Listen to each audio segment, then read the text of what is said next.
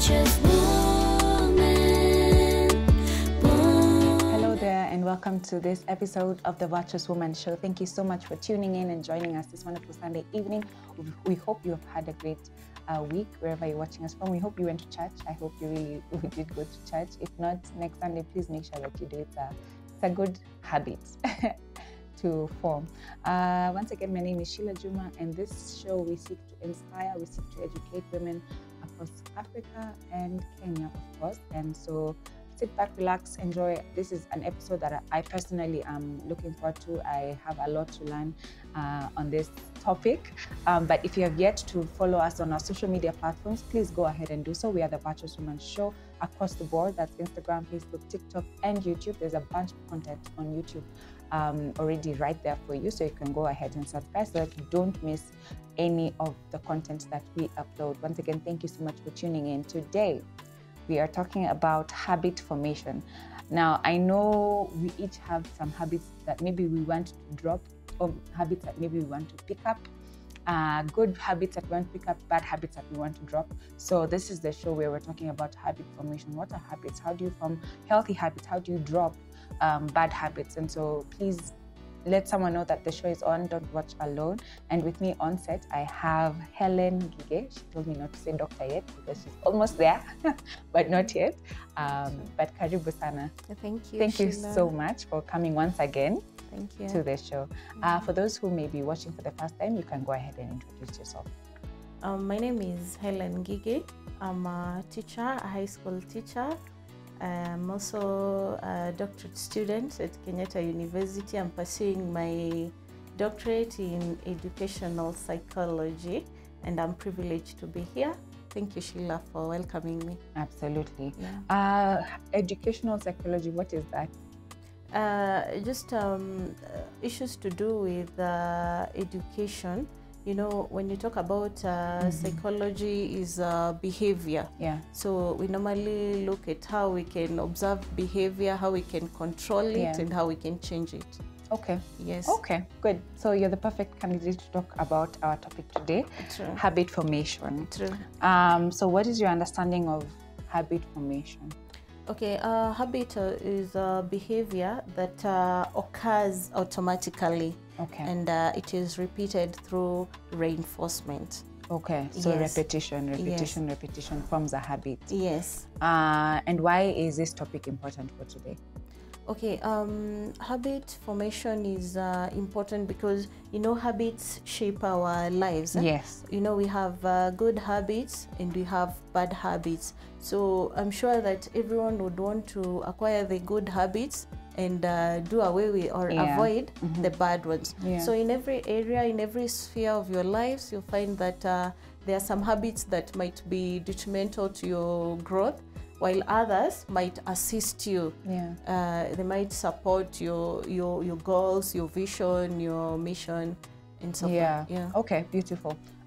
So you've already mentioned repetition. Yes. But you could elaborate on for us what is the process of habit formation in accordance to psychological theories. Okay, there are theories that have explained habit formation. Yeah. And I'll refer to Albert Bandura's social learning theory, whereby he proposed that individuals or persons learn by observing others. The behaviors that are reinforced or rewarded are the ones that we tend to emulate or copy, and the ones that are punished, we tend to avoid them. And that is why even in school, we punish, so that the behaviors that we don't want to be repeated or to be copied, they might be avoided. And the ones that we want to stick, we reward them. Okay. Yes, we reward. Once it's rewarded, the others will tend to copy. The same to betting. You find that they reward a few individuals, you get some millions, one or two, then everyone else wants to bet so that they can Be the one who gets the million. be the winners. Yes. Okay. Yeah. So betting is really psychological. It's a Kabisa. psychological game. True. That's why it can become an addiction. Yes. Yeah. Yes. Because in fact, habits can end up becoming so difficult to get rid of them because once the trigger is there is normally a cue. And then the right environment, like when you wake up in the morning, if you're in the habit of making coffee, just the smell of coffee would trigger that habit. Yeah. Yes. Wow. Could you talk to us about the difference between a habit and a behavior? Is there a difference between the two? Okay, the habit is more of automatic. Okay. It comes instant. It's once there is a cue, the trigger, then the habit just kicks in. Yeah, but a behavior is like more permanent than a habit. So a habit is something that is repeated depending on maybe the situation, the environment. You see, like that habit comes depending on the trigger, the routine, and maybe the reward. So you find that when the reward is not there, when the cue is not there, then the behavior will not be there. Yes, so it basically like follows the cue or the reward. There is a trigger.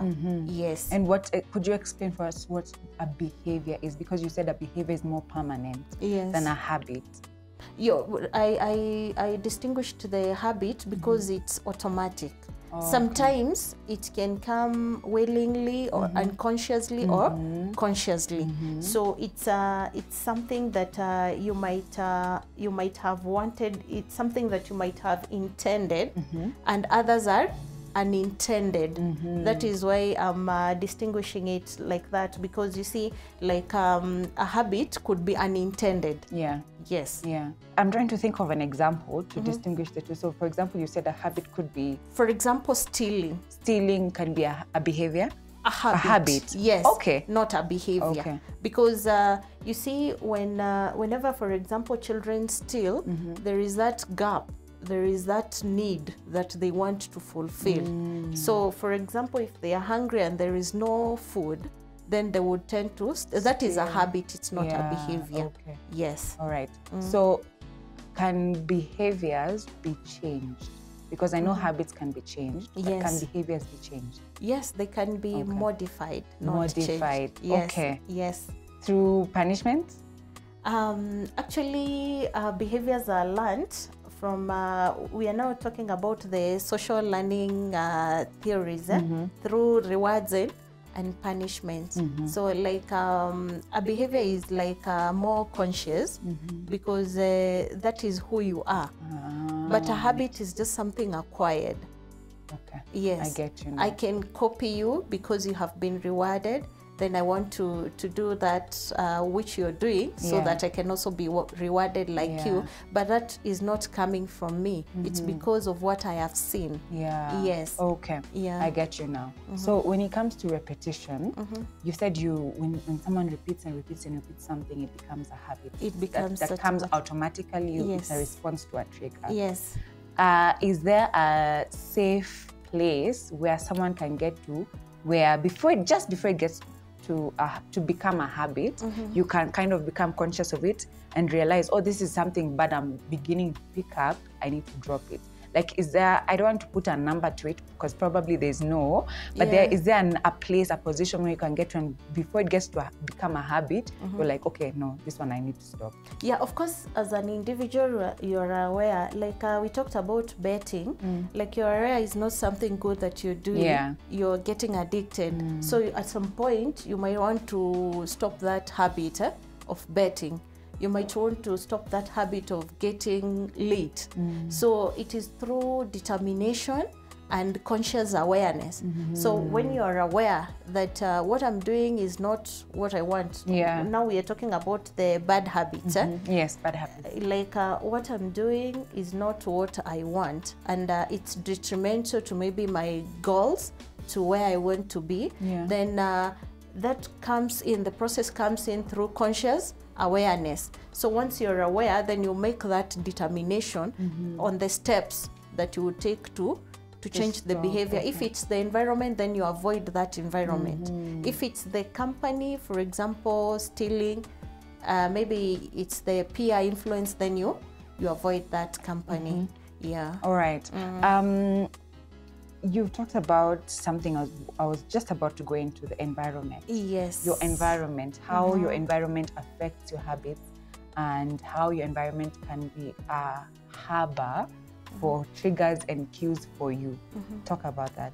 Okay, of course, environment is crucial because we tend to learn through what we observe. There is a way our mind is conditioned such that when you are, for example, when you are partying, then you tend to behave the way yes, yes. So environment contributes to habits. So you might find yourself like doing some things because of the environment that you live in, the foods that you take. Yeah. They're influenced, of course, by the environment, isn't it?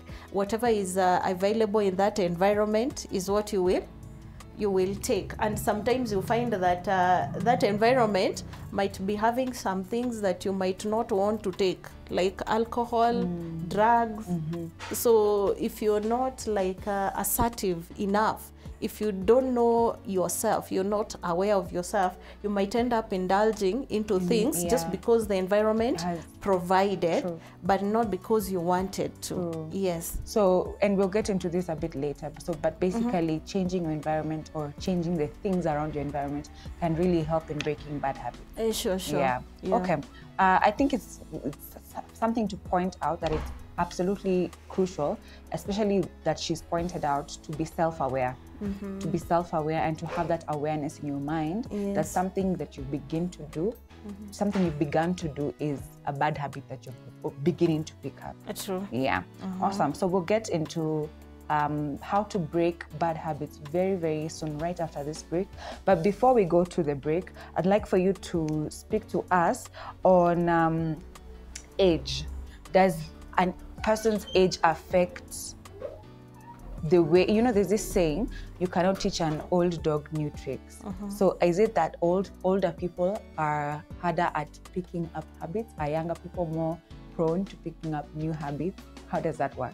True. In fact, they say that at the age of 55 and above, people are less likely to change. Okay. Because you're more aware of yourself, you're more aware of what you want. So it's harder because the behavior is more permanent than when it comes to younger people. Also, it depends on the personality and also maybe the interest, the interest that you have. But in the real sense, the older people, it's harder for them to change behavior than the younger ones. Yeah. So it's really true when people say that you are a product of your habits. It's true. Because by the time what you build as habits and in your younger years become kind of like your behavior. By the time you're 55, they end up becoming your behavior. They end up becoming you. So really take care of the habits that you're forming now, because you might get to a place where now getting up late, lying, laziness, stealing. Those are some of the things that when you're older, it become hard for you to change. Yes. Wow. We're going to go on a short break, but we'll be right back after this with this conversation. Please don't go anywhere. We'll be right back.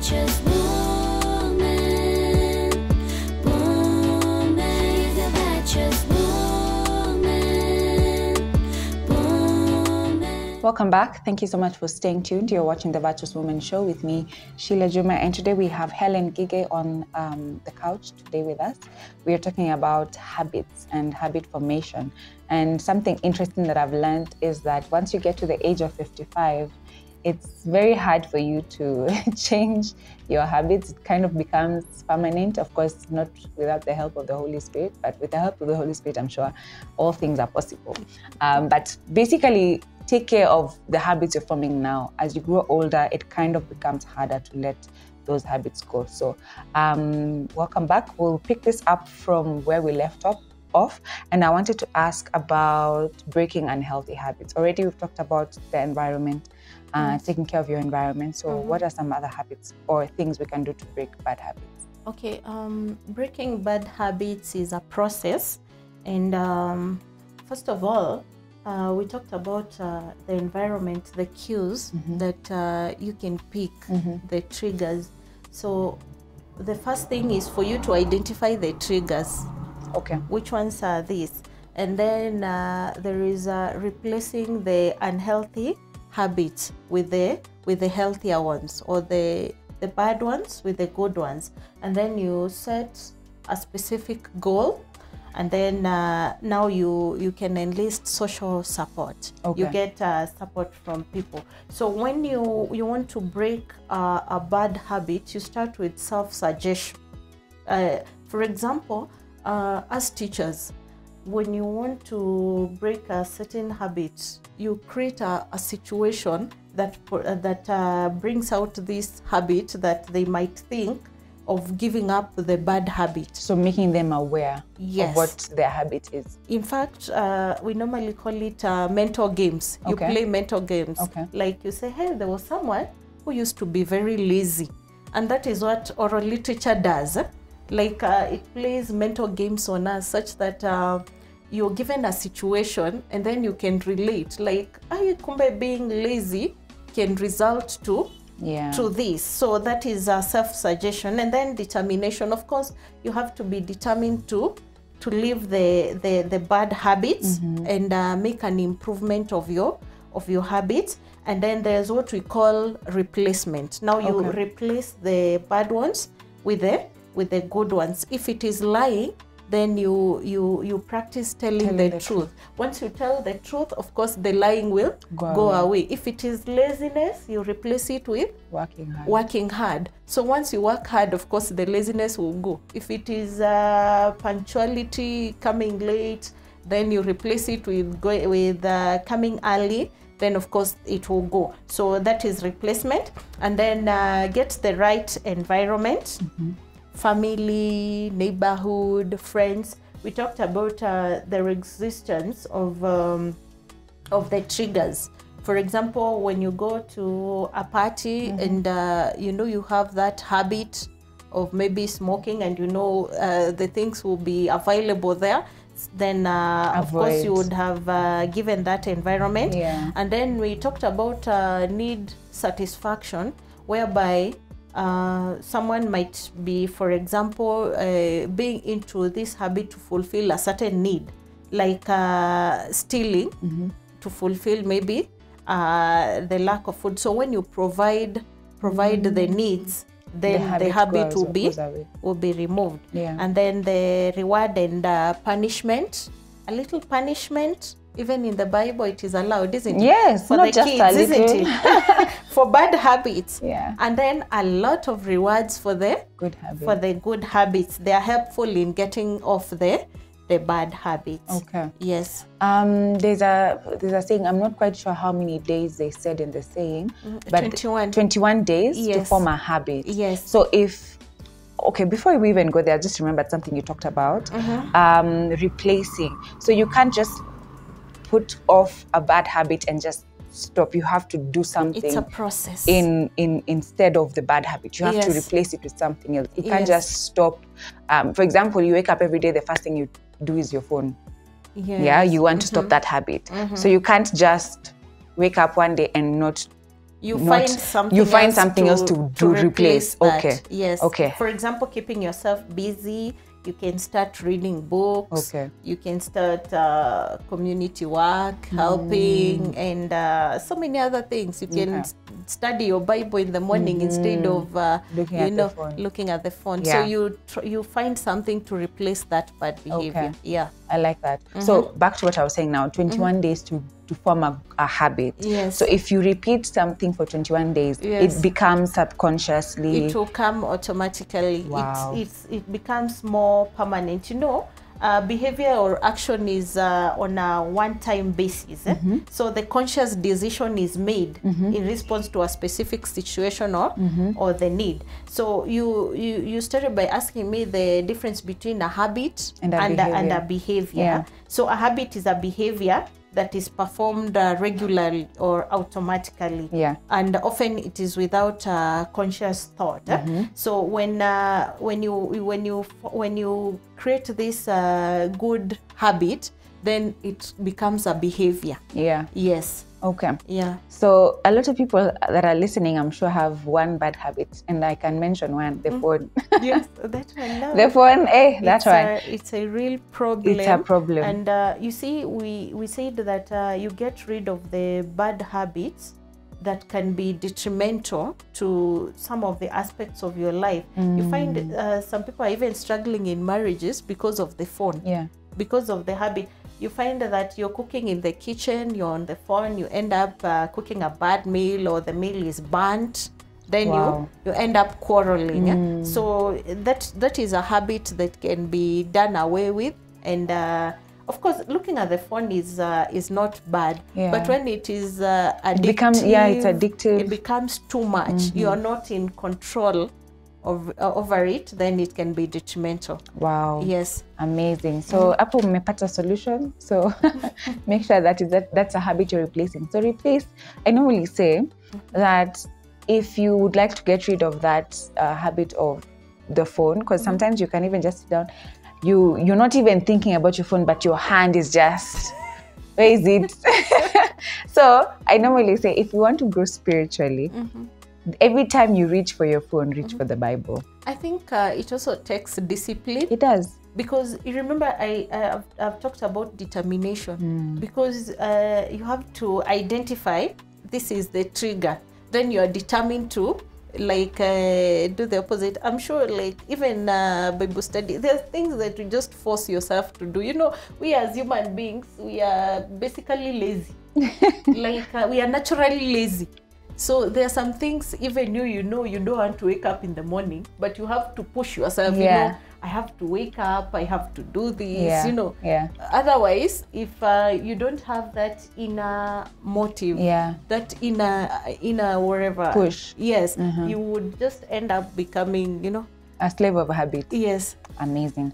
Talk to us about the relationship between habit and goal achievement. Say you have this goal that you want to achieve, but the habits you currently have are not conducive to that specific goal. So for example, body goals. There are people who want to achieve a certain type, maybe they want to have muscle, so they need to go to the gym, but the habits that they have are not conducive to achieve that goal.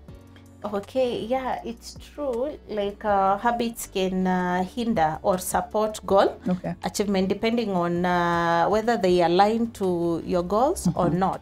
So it's good to stay focused and consistent to working towards your goals and avoid the negative habits that can become obstacles. So once you keep doing the things that are not supporting your goals, you will not achieve that goal. True. So you have to identify which ones that support my goal and then stick to them. Then that one you will be able to achieve your goals faster. And of course, you talked about, you mentioned something like when it comes maybe to weight management or something, then you will have to stick to that routine. If, for example, you have been prescribed a certain meal or certain exercises, then you do it once and you get tired, do you think you would achieve that? It will become difficult. So I think it's important that you identify the habits that support your goals. Otherwise, you wouldn't attain those goals. Yes. So that basically goal setting is a way to form great habits, because the only way to achieve those goals would be to have good habits anyway. So if you don't have any goals, sometimes you can fall back into bad habits. Sure. Yeah. Of course, there is something that we always want to achieve. Like today, you might have your plans. We normally call them plans or your ambitions. You want to be like in 3-4 years time, there is something that you have in mind. But there are some things that if you don't do, you might not achieve that which you want to achieve. And even in academics, for example, like you want to move from this bad grade to a good grade, and you keep on being lazy, you don't want to practice. Like when it comes to revision, you know, there's an area that normally you're not good at and you want to improve, and then you keep on procrastinating, then you will not improve in that area. You have to fill yourself with the knowledge, you have to practice. If it is writing, then at the end of the day, you find that you keep on improving, and the more you are rewarded, remember that it is progressive. It is the cue, then the reward. We said it is the cue and the reward, then the the behavior. So the more it is rewarded, the more it is reinforced, then the more the behavior is formed. Wow. Yes. Amazing. Before we finish, I'd like to get into the role technology can have, or how can we leverage technology in forming good habits? Is there something that's out there that can help us? A lot. And I think we use this especially in the morning. Those of you who wake up late, there is alarm reminders. If you keep on forgetting, you can put reminders. We have habit tracking apps. Okay. We have apps that there's one that my brother uses, and he's very good at jogging. And I wonder, how do you manage? Where do you even get the time to wake up in the morning and start running around? And he's very good. He has managed his weight, and it also helps you to keep alert. And you can also have goal setting features in your phone. Like you say, by this time, I want to have accomplished this. A personalized feedback system, whereby, nowadays technology can even tell you what you have achieved. If you want, for example, to read for 2 hours and you have achieved that, it puts a tick, so that when it gives you feedback, that's like a reward. So you keep doing it. Yeah. So there's a lot that technology can do, and this can assist. If I have a trip, I think it's because when we were young, we were not exposed to trips. Hey, I think normally when I'm to travel the following day, I don't need to put an alarm. Because your body just knows, same. I'll just wake up. It's a way. I don't know what it is, but your body just wakes up. Yes, that is conditioning. Yeah. So you condition yourself. So like when you put the alarm the first time, then the second day and the third, you will automatically wake up. True. So you find that that habit, you reinforce the good habit, it will assist you. That's true. Yes. And that's true, because now when you get a baby, and the sleep now begins to become a challenge.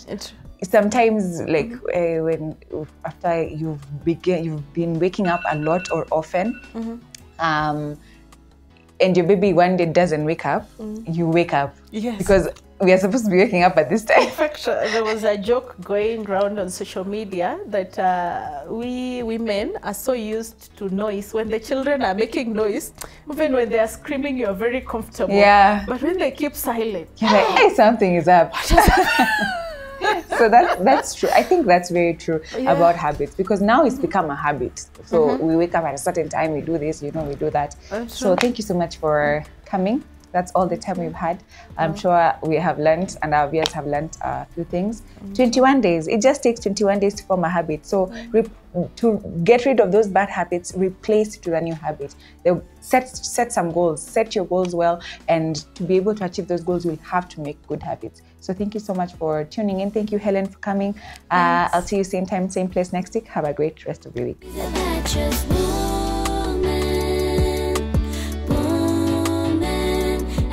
Just